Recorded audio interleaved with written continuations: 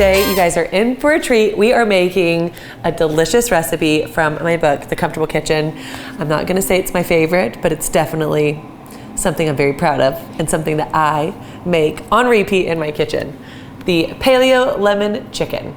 It's a little bit cumbersome to dredge the chicken and get it all seared up and browned, but overall it's a really easy dish, and it's one that once you make it once, you're gonna wanna make it 100 times because it's perfect in every way. Let's start off by making this sauce. It's the best sauce ever. It's a lemony, delicious sauce. So let's start making it. First up, we're gonna do a 1/4 cup of coconut aminos. I'm gonna do a 1/4 cup of chicken broth. This is just gonna kind of loosen up the sauce because once it goes in the pan, it's gonna seize up a little bit with the tapioca that we're gonna dredge our chicken in. 1 tablespoon of honey, and because honey is torturous to measure out, we're just gonna eyeball it. The zest of 1/2 of a lemon. This is like the world's largest lemon. And y'all, it's seedless. Get that big zing in there, and then we're also gonna juice it. 1/4 of a cup freshly squeezed lemon juice. Now typically this would be about 2 lemons, but because I have this massive lemon today, I have a feeling that we're only gonna need 1. Let's do it the old-fashioned way. Maybe I am gonna need both of them. And one of the tricks to getting the juice out of the lemon, since I'm hand squeezing these bad boys.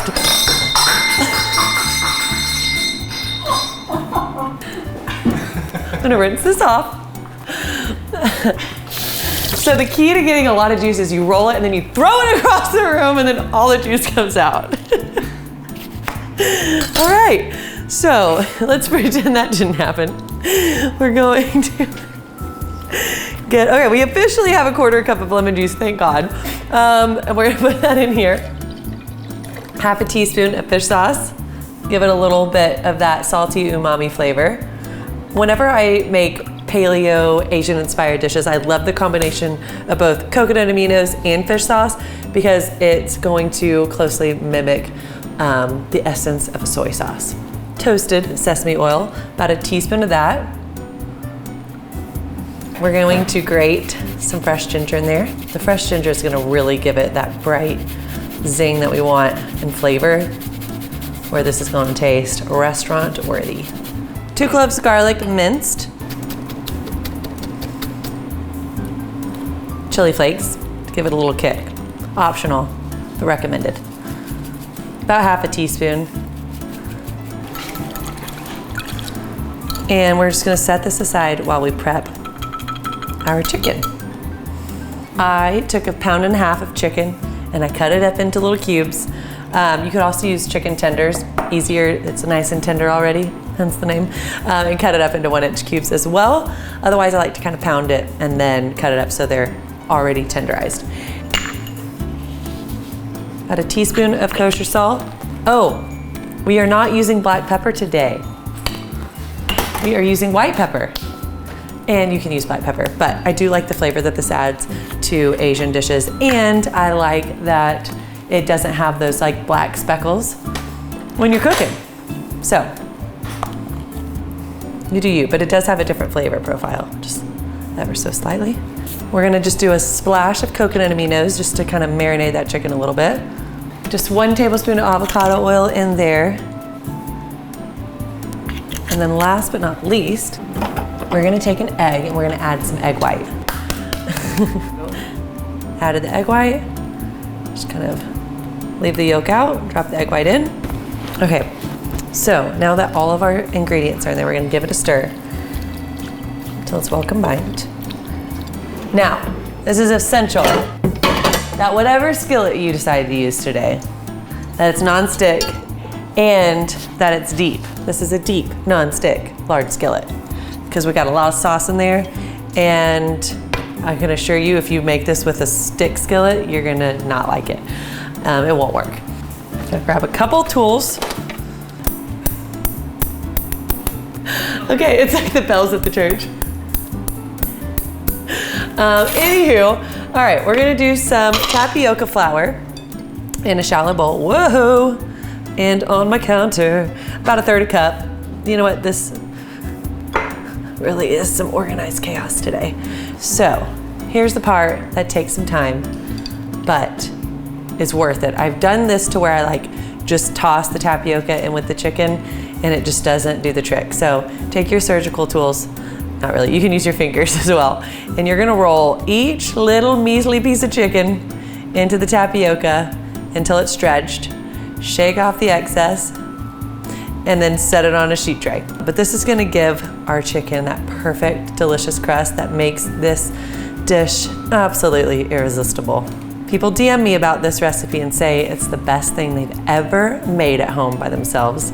So that brings me joy. And the other thing is they also say, while I was dredging that chicken, I was kind of like, is this gonna be worth it? And it was. It always is. There's no doubt in my mind that if you make this recipe at home, that you won't love it. Now you could do this as you go, but I strongly recommend you don't do that because you'll find yourself rolling and then frying and then burning and panicking, and we don't need that energy in the kitchen, you know? This is Zen Paleo Lemon Chicken. I've dredged the chicken. I've aged 2 years since then. No, not really. It wasn't that bad. It does take some time. And now we're gonna cook the chicken. We've got our sauce ready. Well, let's go. Medium high-ish heat. Some avocado oil. Put this in a single layer. You've spent all that time dredging this chicken. Do not let them touch in the skillet because then they won't get that nice crispy edge or crispy crust that we want. Get a little beautiful puzzle.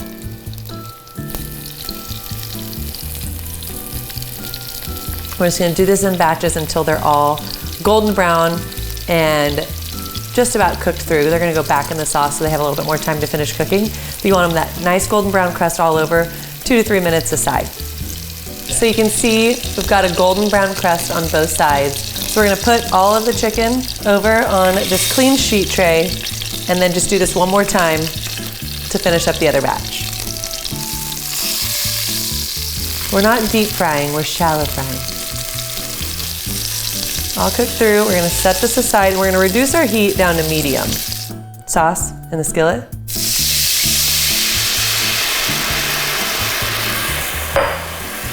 Just wanna bring it to a nice simmer. Let it simmer like 2 minutes, just to cook off and reduce ever so slightly. And we're gonna add in our chicken, and because our chicken is coated in that tapioca flour, which is a thickener, think of it as like a cornstarch, it's gonna thicken this sauce even more, and it's gonna be coated beautifully. Just carefully. And we're just gonna kind of toss this in there and let it simmer until that sauce has completely coated the chicken and it's really thickened up. So about 2 to 3 more minutes. So while that's simmering and doing its thing, I'm gonna get out some green onion. We're just gonna use the green parts. You can save the white parts for another day. Maybe in your eggs in the morning. Spend about 1.5 minutes. We're getting close. Okay, because we're getting close, I'm gonna do what I do and I'm gonna microwave some rice because I forgot to cook it. I was so busy rolling chicken and tapioca flour that I couldn't bear to make some rice. So that takes 90 seconds. Our chicken is like almost fully coated in that sauce. The sauce is really starting to thicken up nicely. I'm gonna add in my green onions. Let those just kind of wilt down into there just ever so slightly. Yum. Toasted sesame seeds, a little extra nuttiness and texture. All right, so we're gonna do a little bit of rice there. Our saucy lemon chicken. And this is my Paleo Lemon Chicken, the recipe of my dreams and one that you absolutely must make. Come on, come to the closer with me. You can come take a bite with me. You wanna get in for this? No. Come on, No. You're coming. And everybody, this is the Katie Grable, the world's best. And she loves this dish so much that she's freaking out over there. She can't resist another second. I can't. So, Okay. final taste test. Cheers. Cheers. It looks so hot. How did you just? That's fine. Okay. It's perfect. I love it. 10 out of 10. If you want this recipe, it is in my book, The Comfortable Kitchen, on page 158.